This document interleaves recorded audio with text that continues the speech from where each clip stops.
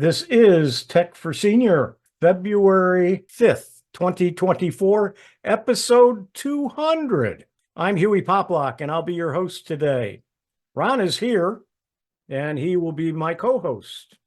We do this the first show of every month to give Ron a little time to himself, but since I'm having some issues, Ron's going to work extra hard in the background. This is a 1-hour show about technology with a Q&A at the end. And today we're going to be talking about security. And then I'm going to be talking about FIDO2 Simplified. And then Chris Guld from Geeks on Tour is going to talk about fun with photos. And then Bob G is going to talk about how AI is protecting us from cybercrime. And of course, we'll end the official show with Ray and his music section. We never know who he's going to play until it comes time.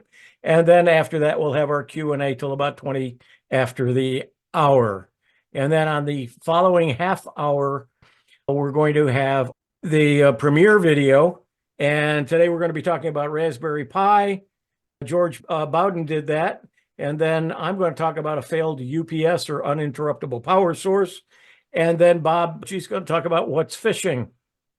So let's say hello to the staff today. And first of all, I'd like to mention that I think we talked just briefly in the pre-show about the fact that I have the Affordable Connectivity Act, and I get $30 a month. I didn't know about that, or I didn't know that I would qualify. I filled out the paperwork, and it said, yes, just call your service provider, your ISP, and give them this number and information, and they will set it up for you. So I not only did that, but the fellow I got in touch with, he said, well, we got a better plan for you with the same service that you have, and I can save you some money with that. So all of a sudden, instead of $93 a month, I'm going to be paying $29.99 for a gigabit service for at least until April. And if the service from the government stops, it'll cost me another $30. So it's still only going to be $59. So I'm saving about $35, $40 just by setting up the account with that information. So I'm real pleased with it. But the government apparently has been doing this for a couple of years. And you just had to fill out a form. If you qualified, you just let the ISP know. Anyway, you'll have to, I believe it's the 7th or 8th of this month. So it's only a few more days to sign up for it. It is only in the USA. It's the US government is doing it. But unless they renew it, it will end probably around April. Also, I had some feedback from one of the articles I posted in our newsletter. And it's good that you're reading it. And please let us know. And please do read the articles. We spend some time putting those articles in. There's a lot of good information that we don't cover in the shows that are in that. And if you're not subscribing to the newsletter, go to techforsenior.com. If you can't get to the website that way, put a www in front of it and you'll get to it. And by all means, make sure you read the newsletter. It comes out twice a week and it's free. Ron, what's new with you this week? Well, not a lot. I just wanted to mention we did have some more donations that came in this week. I wanted to mention who they were because they were, of course, published in our newsletter that went out on Saturday. And if you looked at the top of our newsletter, you will also have noticed our 3 sponsors, who, of course, are the Glendora Seniors Computer Club, Geeks on Tour, and Central Florida Computer Society. So we want to thank our sponsors and would encourage you to support them as they are supporting us.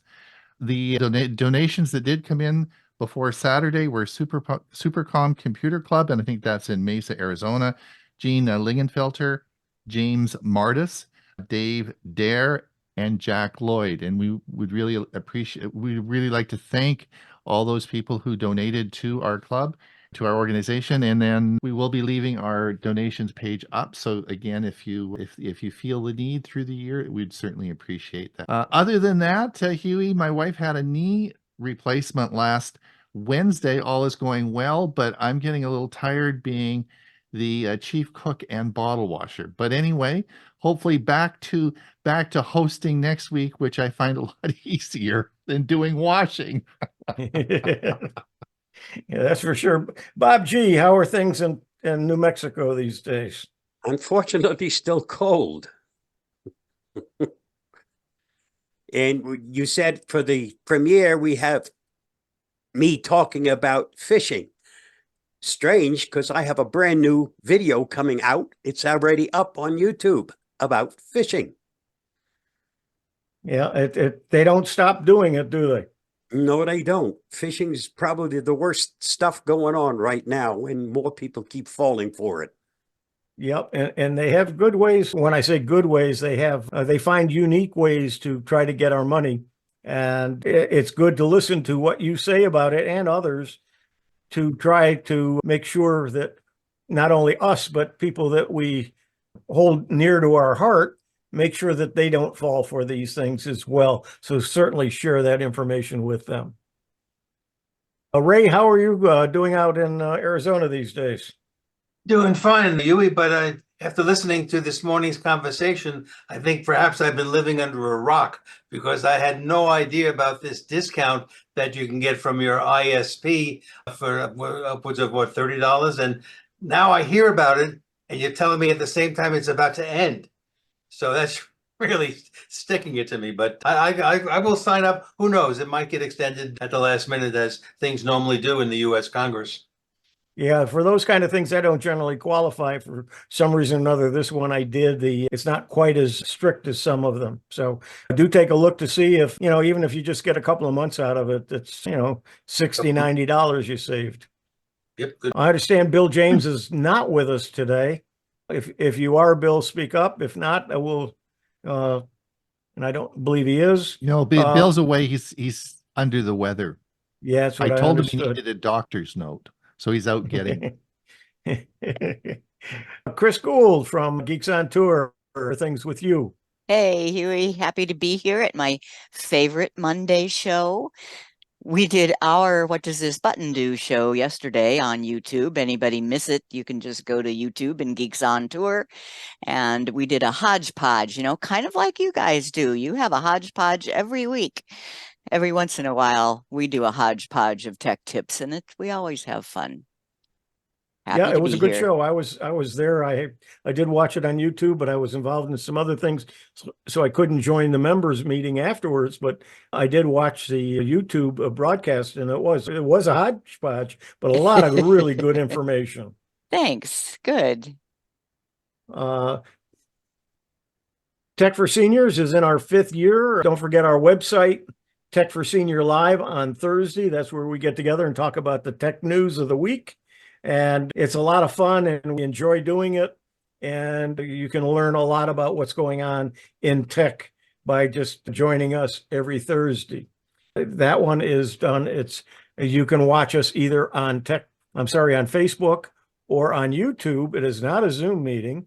And by all means, join us. And then this coming week, the Stug meeting on Wednesday, we're changing the setup for it. We're going to have our help desk from 6:30 to 7 Eastern time, and then have the presentation after that. And the presentation is going to be Mark Schulman from the Central Florida Computer Society talking about computers on the moon. So that should be interesting. And then the Windows SIG will be on the 18th. It's not going to be on Super Bowl Sunday, which it would normally be, but I've got some obligations and I can't do it. And I just figured it would be best to postpone it 1 week, where it's normally the 2nd Sunday. It's going to be the 3rd Sunday this month. So on the 18th. So make sure that you are signed up. If you're already signed up, you don't need to do it again. And I'll be sending out the link just prior to that. My newsletter will probably go out in the next day or two. All right. I think we're ready to roll. Bob, if you're ready, go ahead and get started.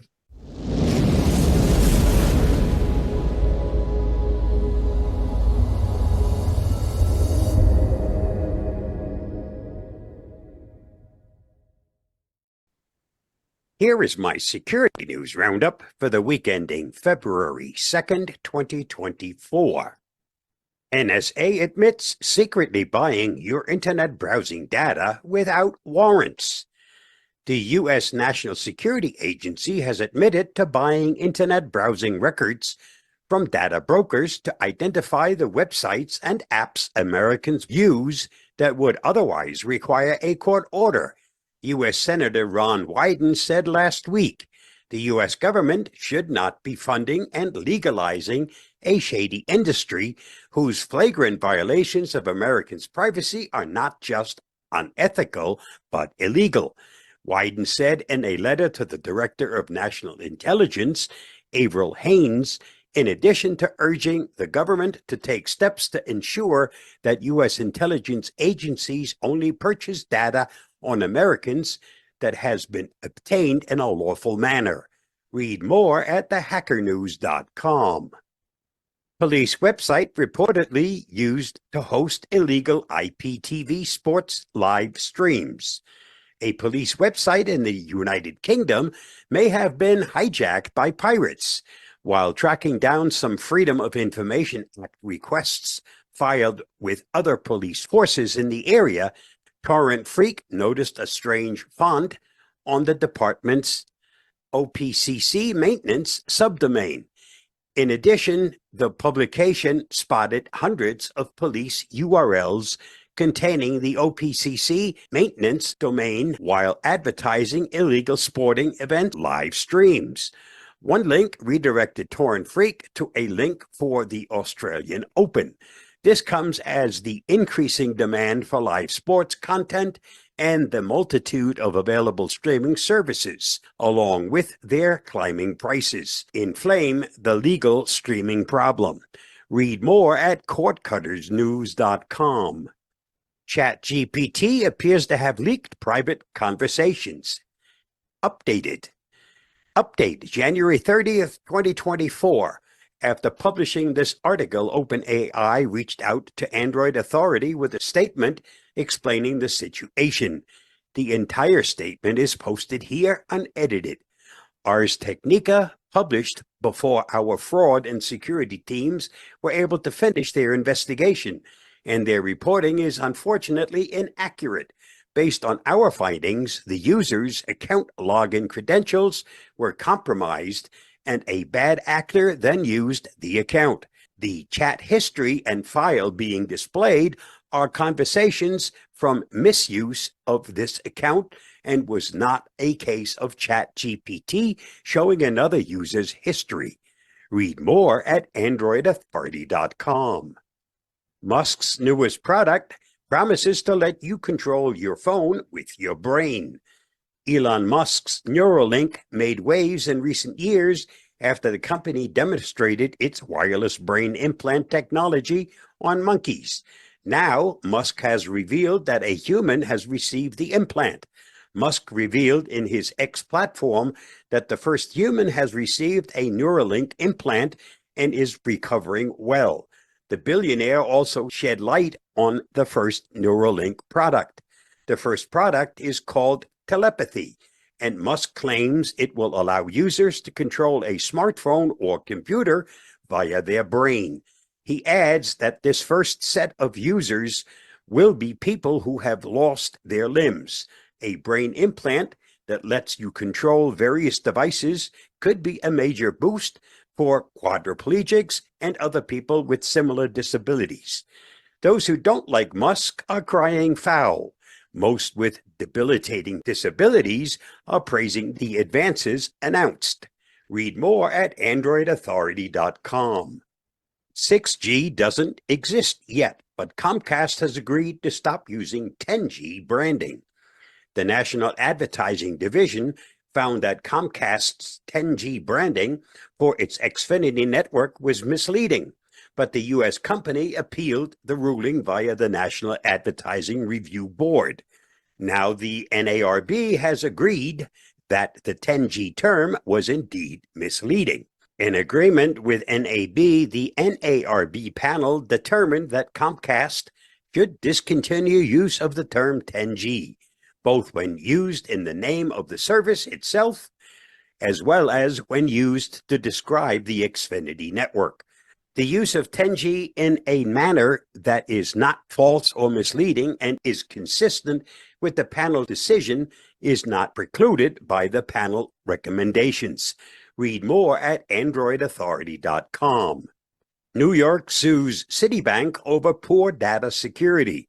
The Attorney General of the state of New York has sued Citibank over the financial institution's alleged failure to protect customers against hackers and fraudsters, as well as its refusal to reimburse victims. New York AG said individuals in the state have lost millions of dollars as a result of cybercrime schemes that are possible due to Citi's failure to implement strong data security and anti-breach practices. As a result of Citi's lax security protocols and procedures, ineffective monitoring systems, and failure to respond in real time and properly investigate fraud claims, New Yorkers have lost millions to scammers, the AG's office said in a press release. Customers have lost their life savings, their children's college funds, or even money needed to support their day-to-day lives as a result of Citi's illegal and deceptive acts and practices. Read more at securityweek.com. U.S. slaps sanction on dangerous Iranian hackers linked to water utility hacks. The U.S. government on Friday announced sanctions against 6 Iranian government officials caught launching cyber attacks against Israeli PLC vendor Unitronics. The Treasury Department said the 6 officials are part of the Iranian Islamic Revolutionary Guard Corps Cyber Electronic Command, a Tehran organization responsible for a series of malicious cyber activities against critical infrastructure in the United States and other countries. The sanctions come roughly 2 months after hackers linked to the Iranian government hijacked ICS at the Municipal Water Authority in Pennsylvania and water utilities in multiple other states around the U.S. Read more at securityweek.com. Canada's Foreign Affairs Department hit by data breach. Global Affairs Canada, in a statement, said it activated an unplanned IT outage on January 24th to address the discovery of malicious cyber activity. The department, which includes the Canadian Trade and Foreign Ministries, did not say when the data breach occurred. Canadian media, citing unnamed sources, reported earlier that internal systems were vulnerable between December 20th and January 24th. GAC said its critical services and external communication channels were accessible and operational, and that IT teams were working to restore full connectivity. The department said it was contacting those affected by the breach with mitigation measures, and that employees working remotely in Canada had been provided with workarounds to continue their duties. Read more at Reuters.com. This week's must-see on my YouTube channel. The battle against cybercrime is a continuous one, but AI offers a beacon of hope. By understanding the diverse threats and leveraging the power of AI, we can build a more secure digital future, one bite at a time. Please watch my video on that topic by following the link listed. Did you know, despite the widely held understanding that Franklin D. Roosevelt had polio, his health problems and lower body paralysis could actually have been the result of Guillain-Barré syndrome, a very rare autoimmune disorder that damages the peripheral nervous system. Did you know that Australia is wider than the moon and snakes can predict earthquakes? Just thought you might want to know. He who is not courageous enough to take risks will accomplish nothing in life. Thanks to Muhammad Ali. And that's a wrap for this week's Security News Roundup. Stay safe, stay secure, and I'll see you again next week. Bye-bye, and thanks for watching and listening. Thanks, Bob. I went to a cybersecurity meeting in Tampa about a week ago, a summit, and the first booth that I came to when I went into the expo was talking about some hardware that they had that protects you with passwords and so on. And they said it was FIDO2 compliant. And I said, Oh, yeah, of course. And then I went to the next booth and they said something about FIDO2 compliant. And I had no idea what it was. So I'm going to, I did a video on it and I'm going to talk to you about it this morning. So Ron, because I'm having some issues, Ron's going to play it for us. And go ahead, Ron. FIDO2 Simplified, enabling secure passwordless logins. I'm Hewie Poplock. FIDO2 is a new, simpler way to securely log into websites and devices without having to remember complicated passwords. I remember FIDO referring to the early days of dial-up bulletin board systems, BBSs, where FIDONet was a popular network that allowed different independent BBS systems to exchange messages. FIDO2 has nothing to do with that. FIDO2 stands for Fast Identity Online. This refers to the FIDO Alliance, which is the industry consortium that develops the FIDO standards. The 2 in FIDO2 simply refers to it being the second generation of FIDO standards. The first version was FIDO U2F. So FIDO2 is the name representing the latest standards and specifications from the FIDO Alliance around passwordless logins and multi-factor authentication. What's a password?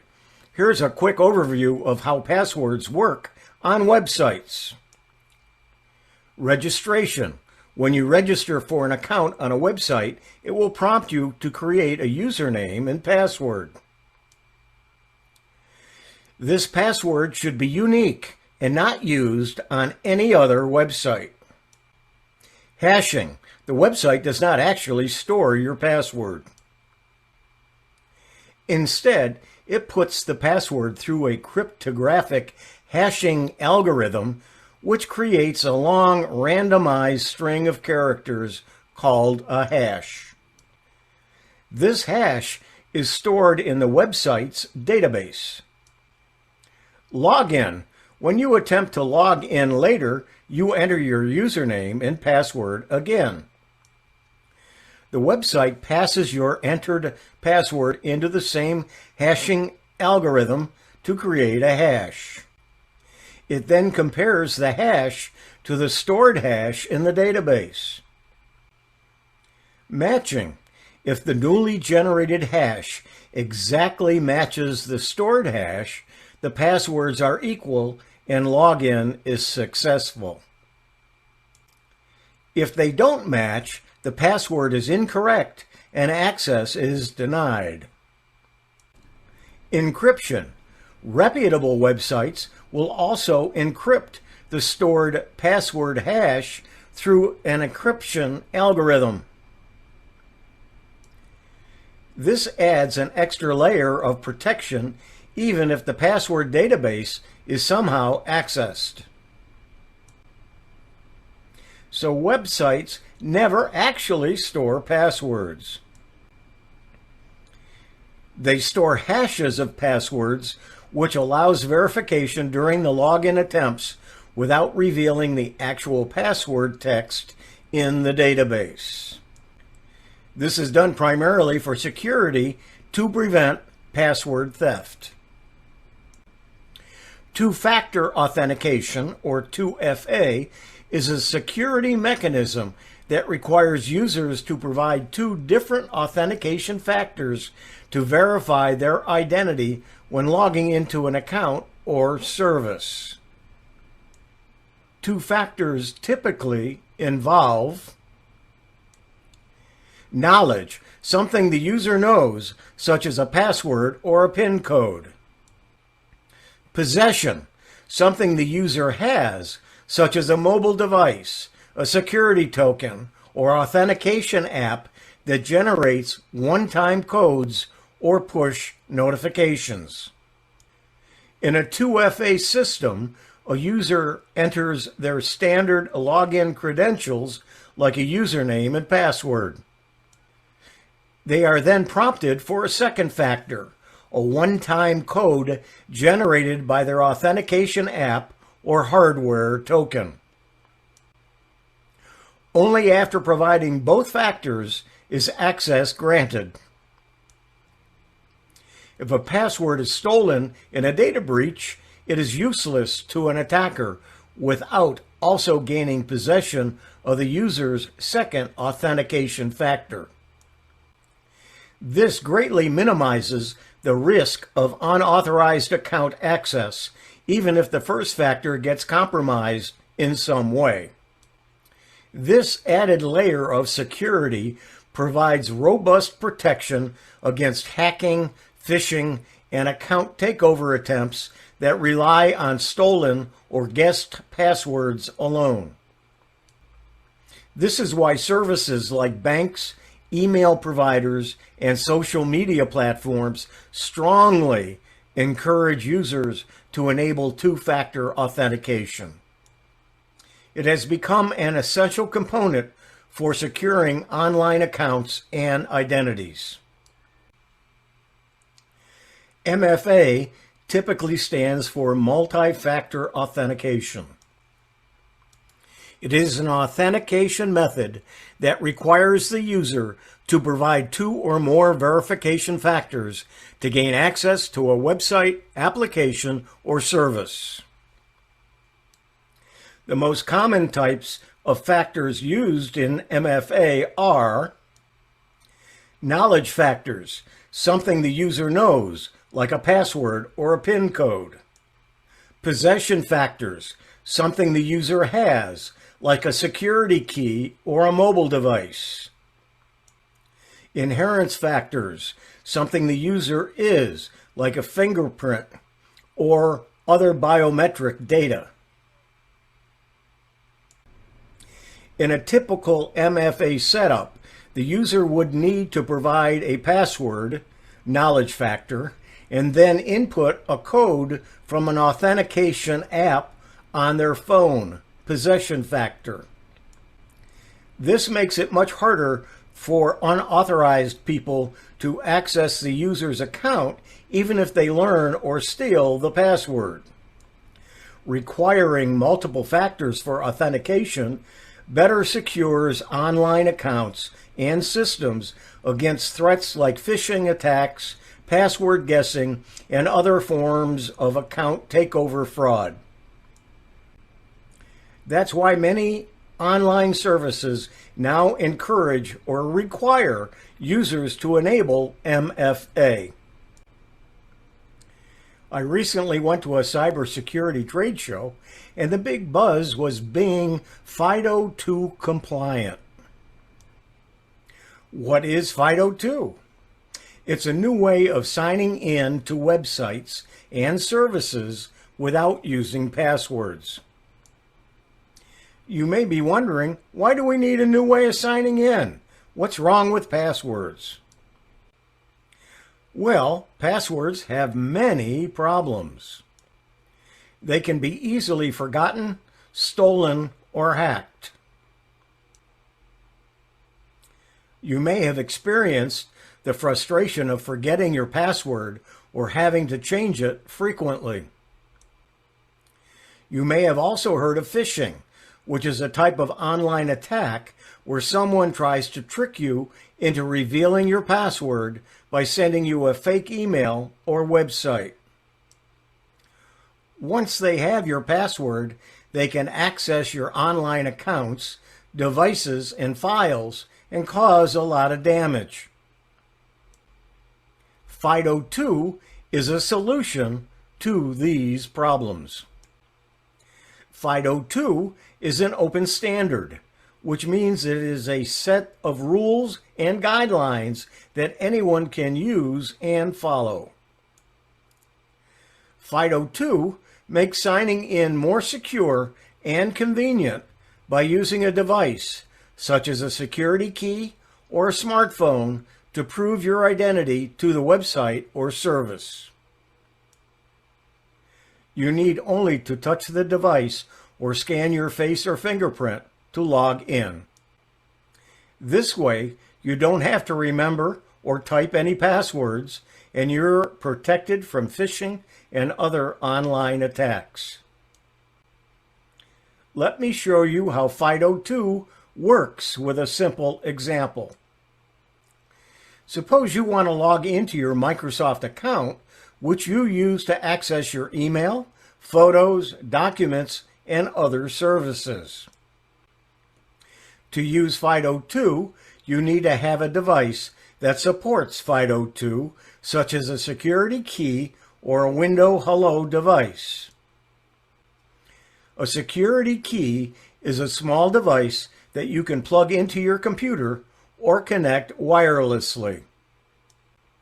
A Windows Hello device is a device that has a camera or fingerprint reader that can recognize your face or fingerprint. You can buy these devices online or in stores, and they are not very expensive. To set up FIDO2, you need to register your device with your Microsoft account. This is a one-time process that you can do by following the instructions on the screen. When you register your device generates a pair of keys, which are long, random numbers that are mathematically related. One key is public and the other is private. The public key is encrypted and shared with Microsoft, but the private key stays on your device and is never revealed. These keys are unique to your device and your account, and they are used to verify your identity. After you register your device, you can use it to log into your Microsoft account. When you visit the Microsoft website, you will see a sign-in button that says Sign in with a security key or Windows Hello.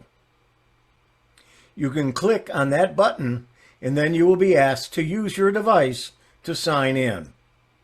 Depending on your device, you may need to plug it in, touch it, or look at it. Your device will then use the private key to sign in a request from Microsoft and send it back. Microsoft will then use the public key to check the request and confirm that it's really you.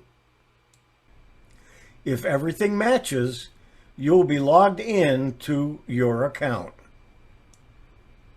You don't need to enter your username, password, or any other information. As you can see, FIDO2 is very easy to use and it has many advantages over passwords. FIDO2 is more secure because your keys are stored on your device and cannot be stolen or copied. FIDO2 is more convenient because you don't have to remember or type any passwords.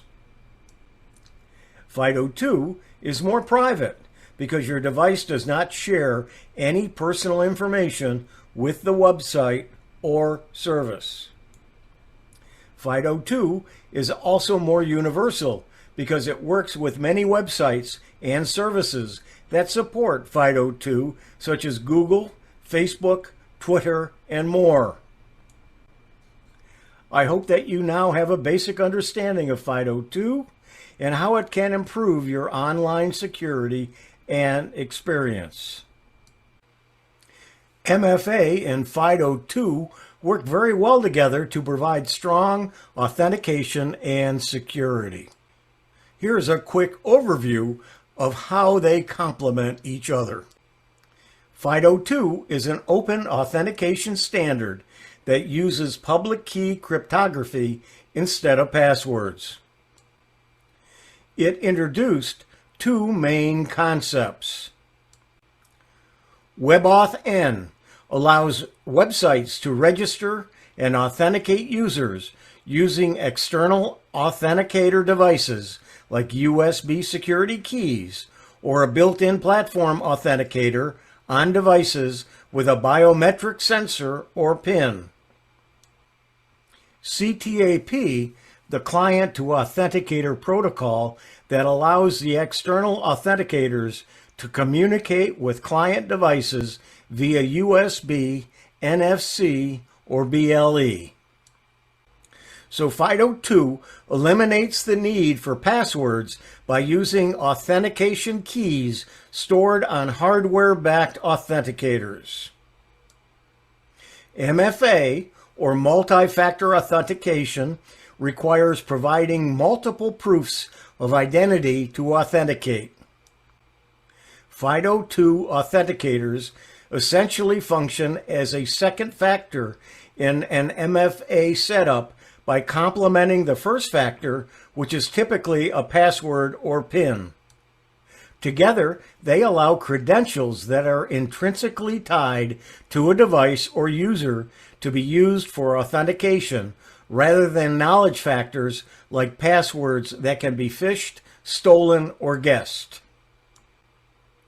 Enabling FIDO2 via methods like WebAuthn as a second factor takes MFA to the next level by providing passwordless, strong MFA with ease of use via external authenticators.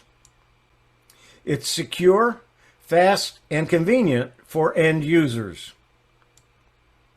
FIDO2 gives services a standardized way to implement modern, passwordless MFA for their users. FIDO2 Simplified, enabling secure, passwordless logins.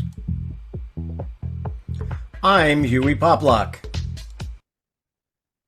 And of course, in the example that I used with Microsoft, it doesn't mean that Microsoft, you have to have a Microsoft product. It will work on any device, any operating system that will accept it, including the Apple devices and Chrome OS and so on. So I'm sure there'll be a lot of questions in the Q&A.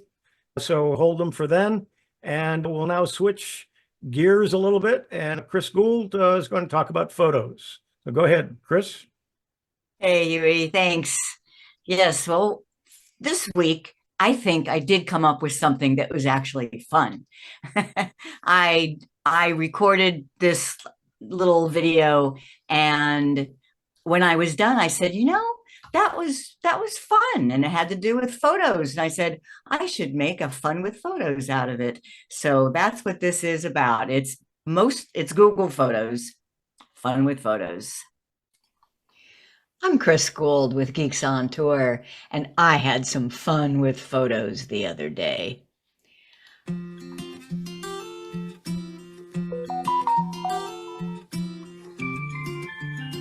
I take this chair yoga class over Zoom, and I really like it.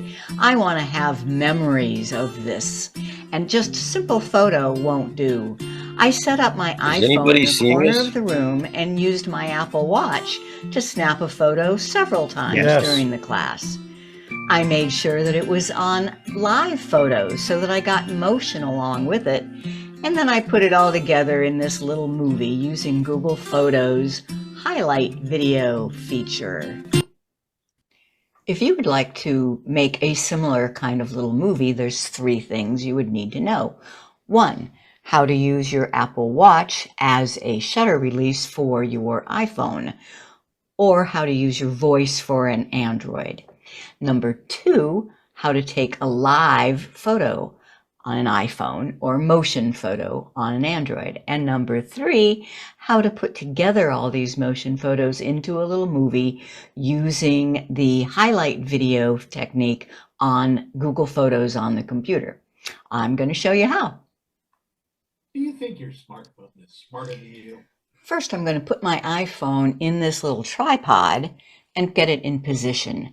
Now, you might, if you don't have a tripod, maybe you can just find a place to lean it up against something that will be in the right position. Next, I'm going to look at my Apple Watch, go into the apps and find the camera remote. Camera remote. And now I am seeing what my phone's camera is seeing. Oops, now I didn't check to make sure that the camera is set to take live photos. So let's take a look at that. Here is the camera, and I just want it in photo 1x, and no, this is the live photo indicator, that bullseye. I want it to make sure that it is on, and it is. So for every photo taken, it will also take 3 seconds of video. And notice that my watch will take a picture, but giving me 3 seconds. So I will tap it to take a picture. I have 3 seconds to say hello. And then I can tap 3 seconds again and and we'll see what those look like. Now, if you have a Samsung camera phone, then there isn't anything called live, but this little button right here is called motion. So motion off, motion on, and it does the same thing as the live on a iPhone. The other thing is, if you don't have a watch that can control it, you can issue verbal commands to your Samsung. In the camera, under settings, and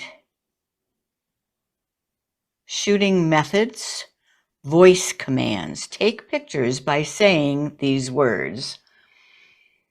And I'll just want to prove it to you. So I am going to put it in the selfie mode, and I'll get in front of it and say, smile. And it took a picture. So you could do that to set up your phone away from you and then tell it to take a picture. Now, since I use Google Photos, I can show you the pictures that I just took with my watch and my iPhone by going to the computer. So here is the first photo, and as you can see, it is just a photo, but this little button here means show me the motion. Hello, 3 seconds to say hello, 3 seconds to... That's the first one, and then here was the second one. So here are all the live photos that I took during my chair yoga class the other day. I can show you, it looks just like a picture, but there is 3 seconds of motion if I just click this little play button. And same thing with all of these. To make my little movie, all I have to do is select these photos,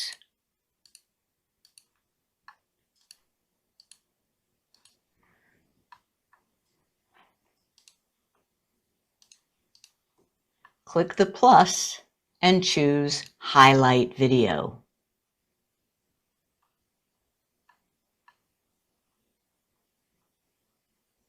Now this requires you to do it on the computer. The phone doesn't pick up the motion like this. I don't want it to be vertical. I want it to be horizontal. So I click this aspect ratio button, make it landscape. I do want some music. I'll go to reflective, and how about Kate's Waltz? And that's it. I can play my new little movie.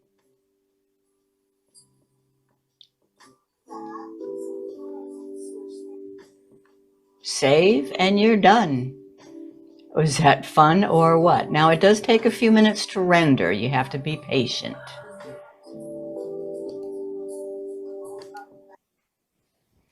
If you make the highlight video using your phone, you won't get the motion in the motion photos, but maybe what you want is just a slideshow. So here are some pictures from our Hawaii trip. I'm on my Samsung. If I select several of these, I don't think I said Google Photos anywhere.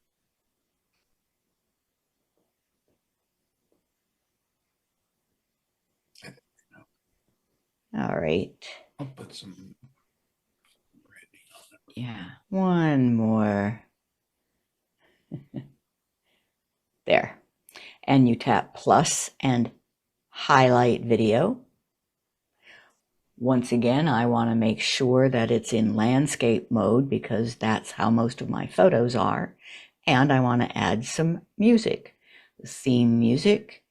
And I like the upbeat. And there's one down here, this How About It? I like that. And save. And it just plays a slideshow.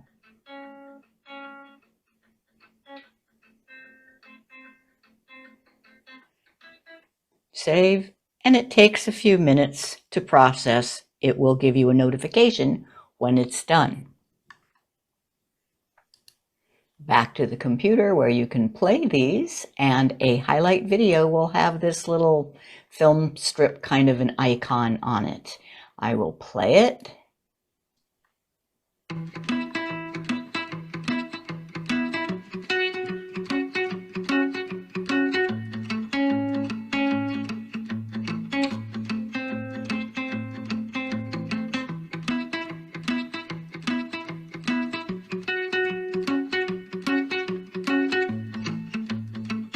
And that's just a way to make a great little slideshow of travel photos. Well, I hope you learned something, and I hope you have some fun with your photos.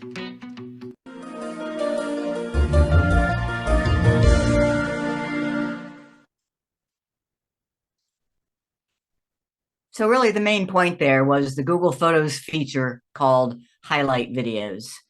And if you do it on the computer, you'll get the motion in your live photos as part of the video. It's so cool.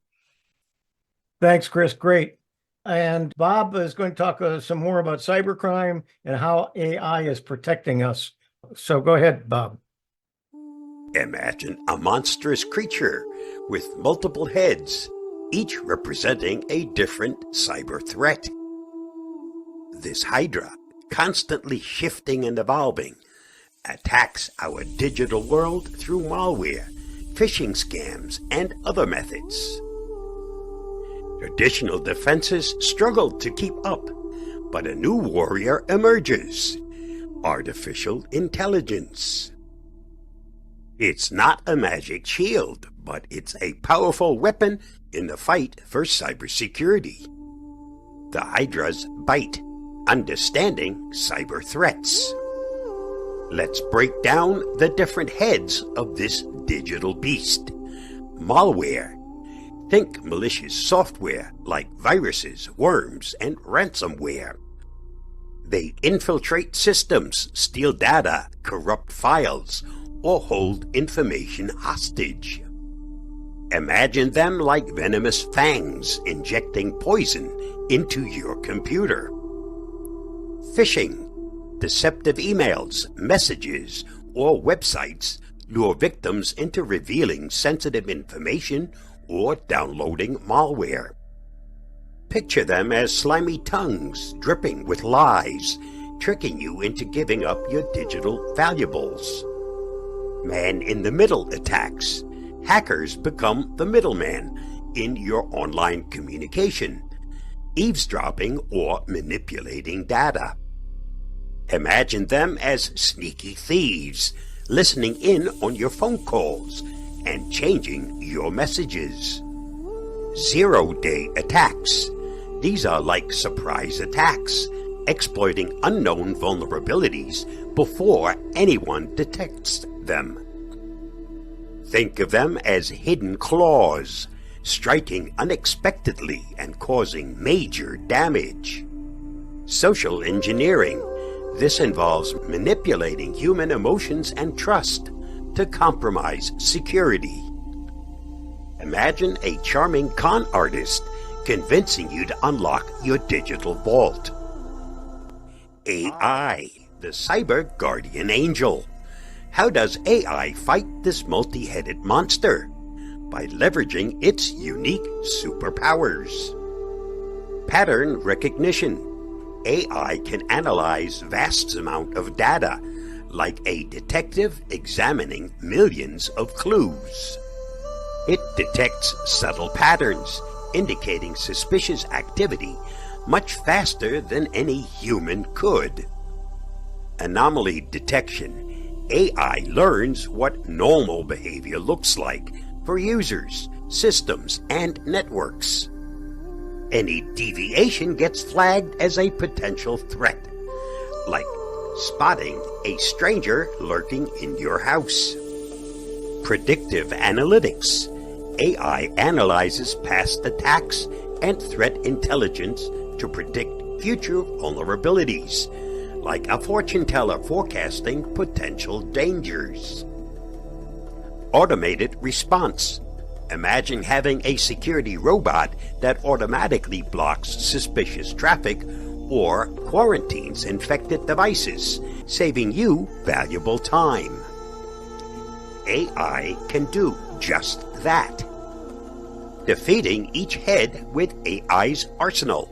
Now let's see how AI tackles specific threats. Malware. AI examines files and network traffic, identifying malware based on known patterns and suspicious behavior. It's like having a security scanner with superhuman vision that detects even the tiniest digital blemish. Phishing. AI analyzes email content, sender information, and website characteristics. It can spot subtle inconsistencies and red flags, acting like a lie detector for the digital world. Man-in-the-middle attacks.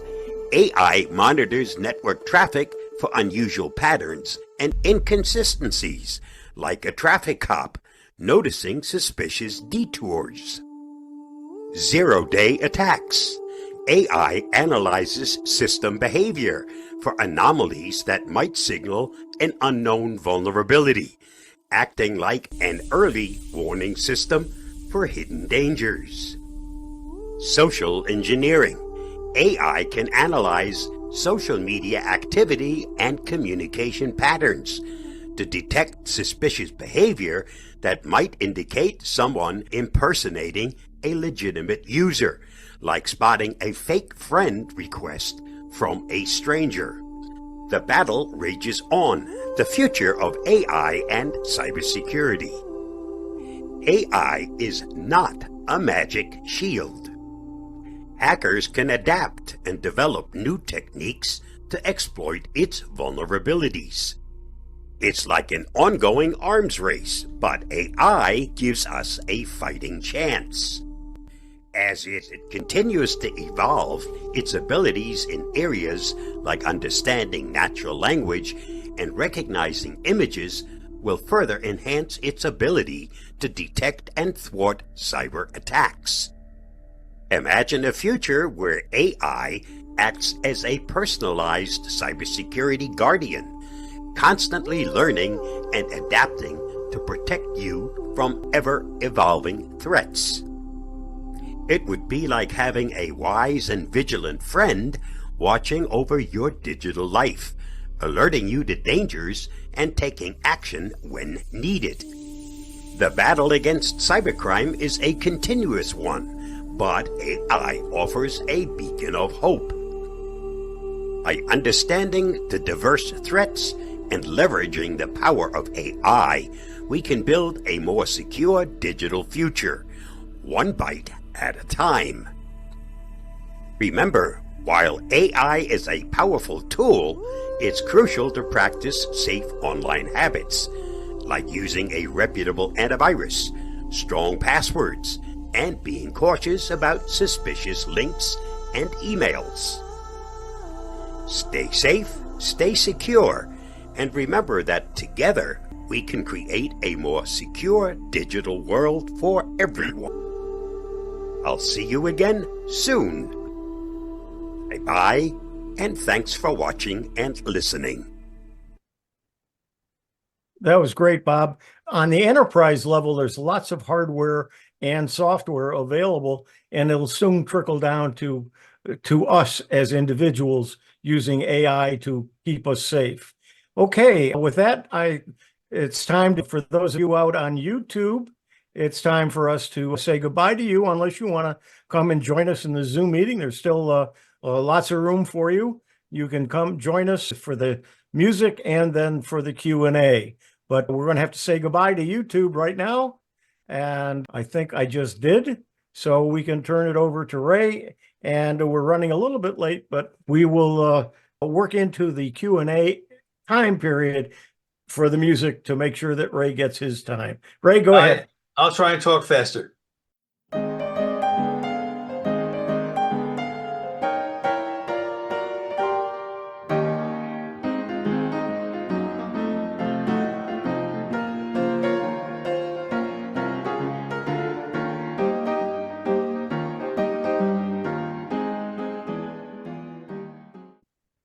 Okay, Melanie has brand new roller skates.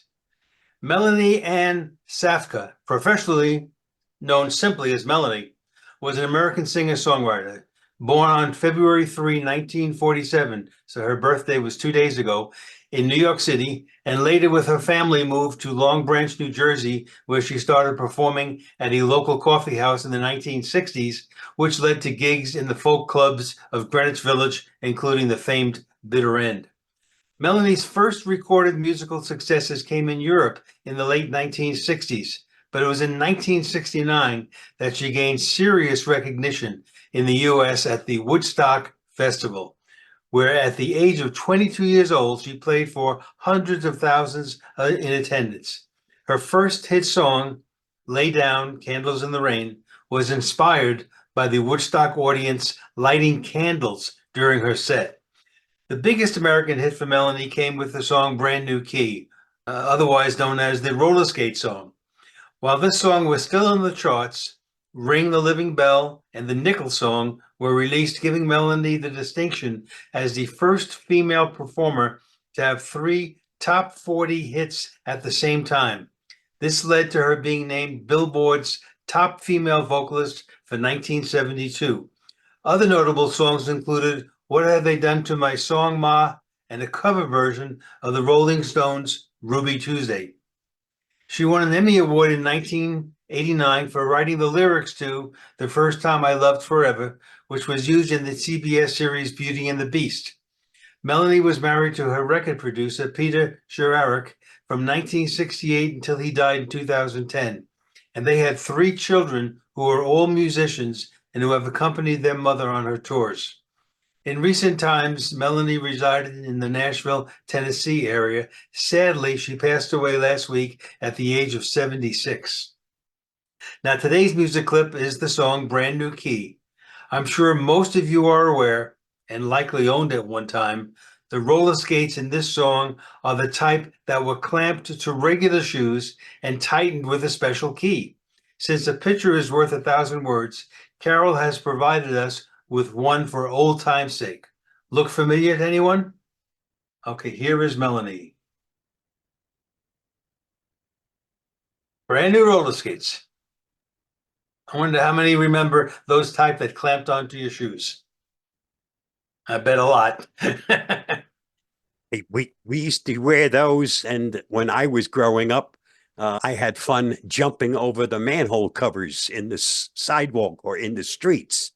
That's one of the things we did. And then we put down garbage pails, and we saw how many of those we could jump over. So, yeah, I remember those roller skates that clamped onto the shoes. Sounds like skateboarders may have taken lessons from you. Do you remember the variation of that song about brand new combine harvester? No, I missed that one, Steve. Yeah, it was the Wombles did that one. Okay, folks, that wraps up the sessions. We do now go into the Q&A. And so if you have a question, if you raise your hand, we can do it in order. Ron, any comments before we do that? No, just remind everybody that we have our show on Thursday, Tech for Senior Live this Thursday. If you would like to join us, be sure and come and watch. It's on Thursday at 9 a.m. Pacific time, and it's not a Zoom meeting. Just click the button in the newsletter or click the button on our website and you'll find it. Okay, we had a lot of interesting and varied comments. Any questions? Ron, your have a hand is up question. now. Do you have any more? I do Okay. have a question for Chris. So couple of questions for Chris. First of all, in the video or the highlight video or highlight photo that you showed us, is when you render the video and it comes into Google Photos, can you save that as an MP4? It is an MP4. It is Yes. an MP4. Okay, that's great. That's what I want to know. The other thing is probably Jim can answer me this, or maybe on my Pixel phone, I cannot see, is long exposure what the motion picture, where do I find that, or is it on my Pixel 6? The Pixels, the most similar feature is the thing called Top Shot. But it's actually separate photos. It's not a video. It comes out. You can still use it, but it comes out kind of choppy. Okay. Napkins, please. I don't know if Jim has anything to add to that. Do you have anything to No, add, Jim? top shot is what you get. And I usually leave mine off unless I'm going to have something special going on. Okay. So Probably takes up it's- more space too, eh? Oh yeah, Yeah. sure. Because yeah. Okay. All right, That's Carl, all I Motion have. photo also takes up more space.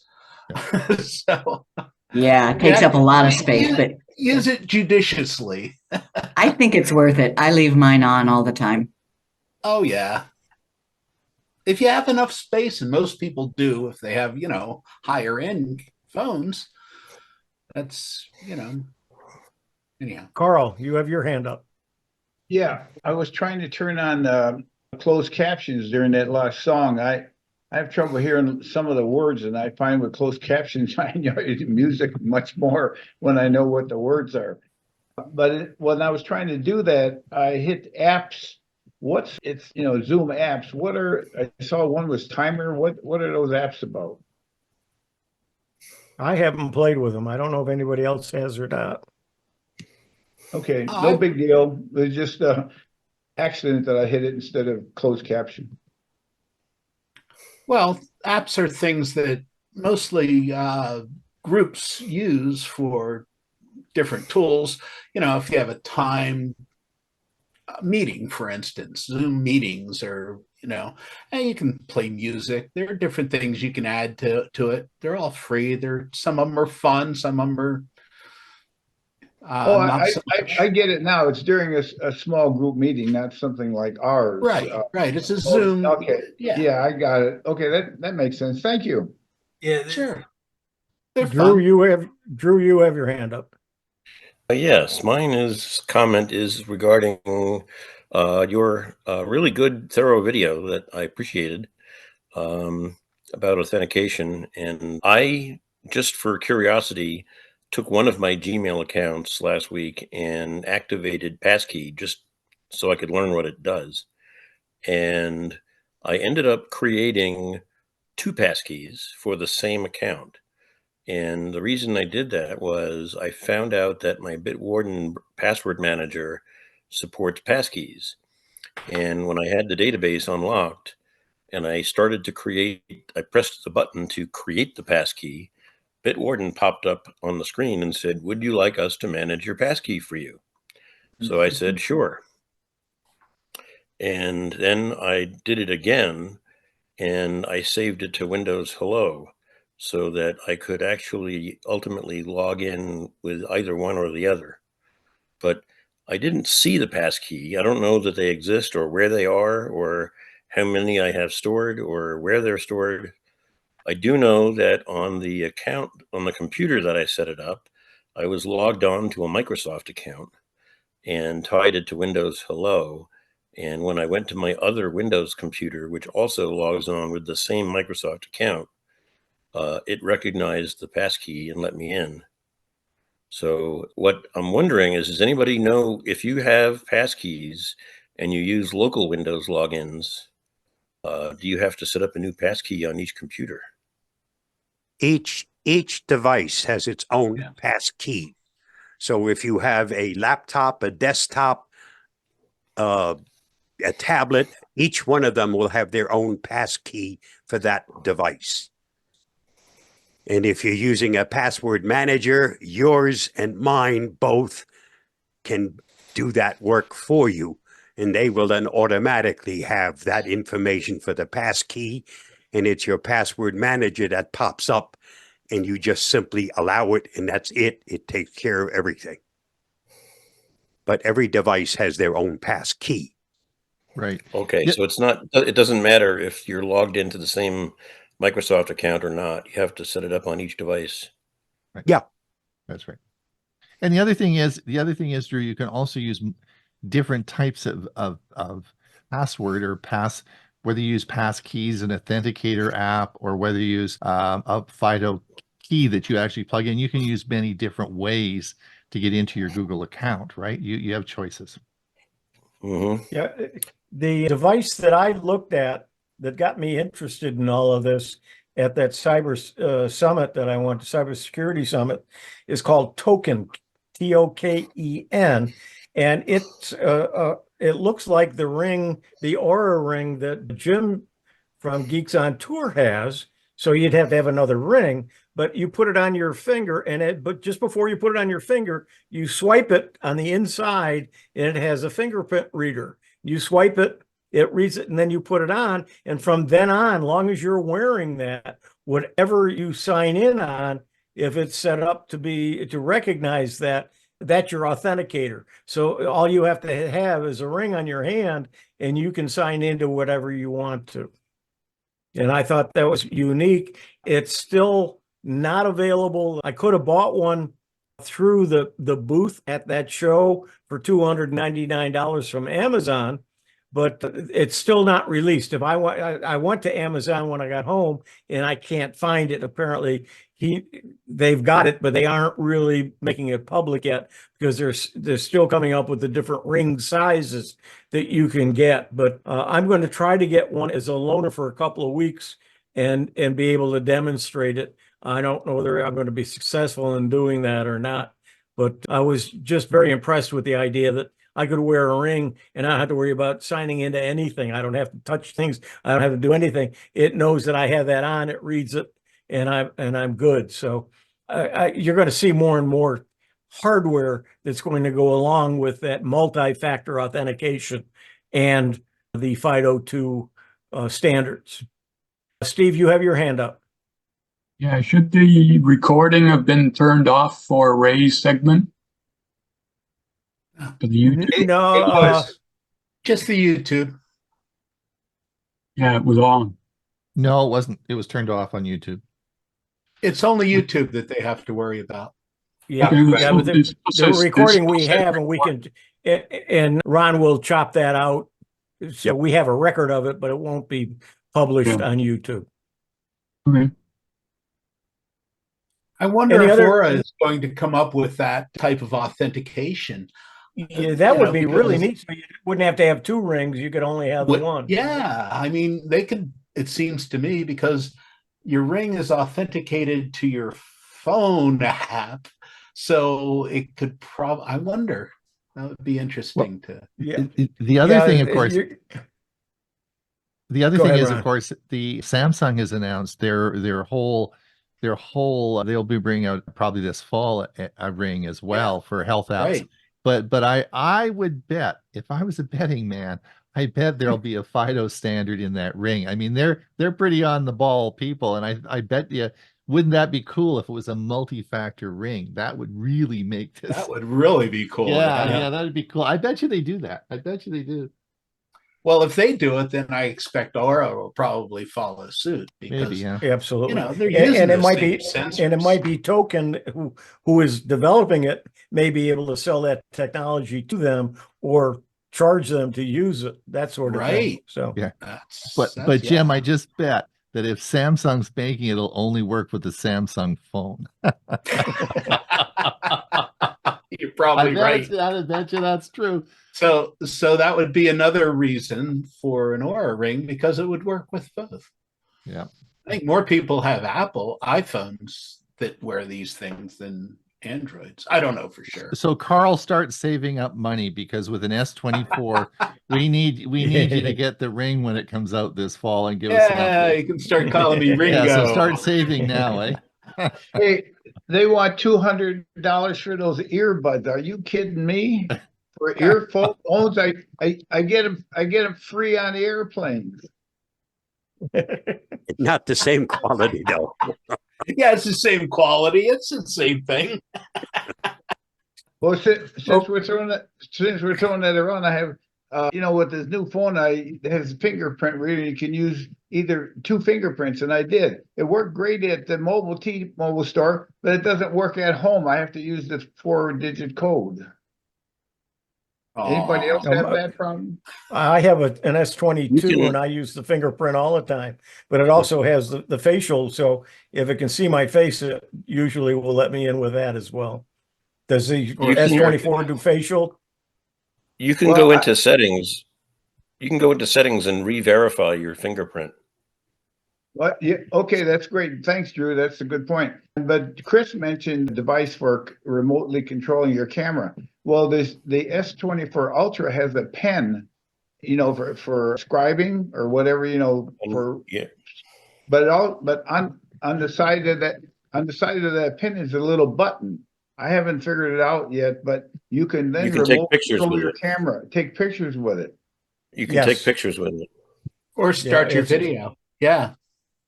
But you can't see what the picture is being taken, like with the watch. Not on the pen.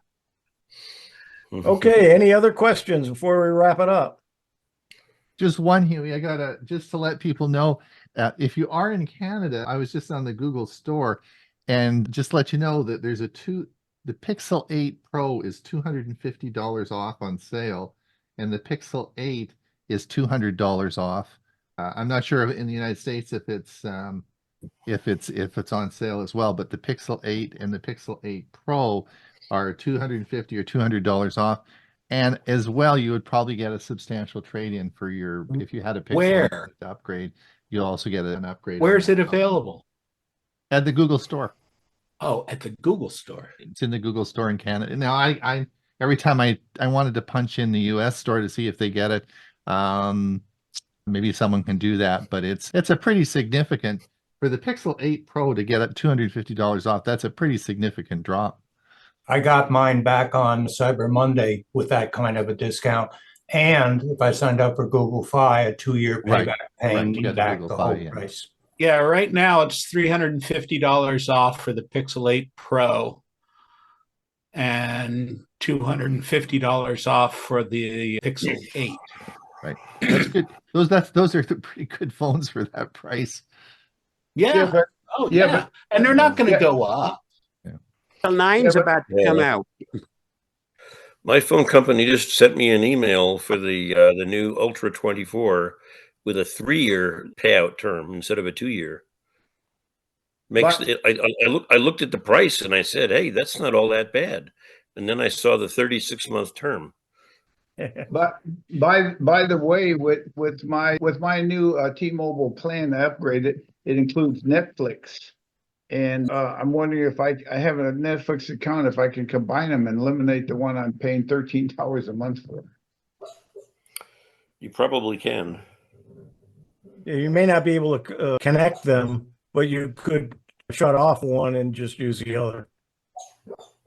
Cancel the one you pay for and continue to use the one that you now get through T-Mobile. Yep. You'll have to sign in with that new account and then cancel the one that you're currently paying for. But it's Bob, it's streaming. Can I stream on my, I guess I can with Roku. I could stream, right? Yep. Well, you can stream on your phone too. Yep. Well, no, but I don't want to watch it on Netflix on my phone. Jim Glass, you have your hand up. Yeah, I just wanted to mention that Verizon is the only carrier that I know of that offers a military discount. And it's a pretty decent one. And for those of us who've served, you might want to take a look at that. Patriot Mobile. I have a question on the iWatch, because I've got one and it doesn't work again. When you push the crown, I get a digital time in the upper right-hand corner and a lightning flash, a red arrow. What's that mean? Does anybody know? That's your An flash. arrow. You That sounds like a tap flash on it. indicator. Tap on it It's and not- see what happens. It might give you choices. Nothing works. I mean, all that comes up is the digital time and that lightning flash. It's a red, looks like a lightning bolt. But Oh. you know, I can't touch anything. Nothing works. I've had it charging. Nothing works. That's not How part of about your the camera. Apple Store? Can it help you? I wonder if that's the lightning connector that connects to your phone. There might be a connectivity problem between the watch and the phone. Well, on the 15, it's a USB-C connector. It's not lightning anymore. Right. It sounds like it's not charging. But the funny thing is, you know, it's like the guy previously said, I took it to the Apple Store and they said, oh, there's nothing wrong with it. And then I take it home and nothing's working. I suppose it's my magic hands. That's a feature. That's a feature. Well, don't sorry know. we can't help you. With that, we've used up our time. I want to thank everybody for joining us today.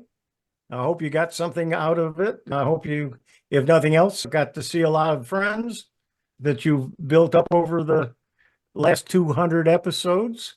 We'll see you on Thursday, I hope, for Tech for Senior Live, and we'll see you next Monday. So with that, Ron, thanks for helping me get through the day, and we'll see you next time. So Bye now. thanks, Bye. everybody.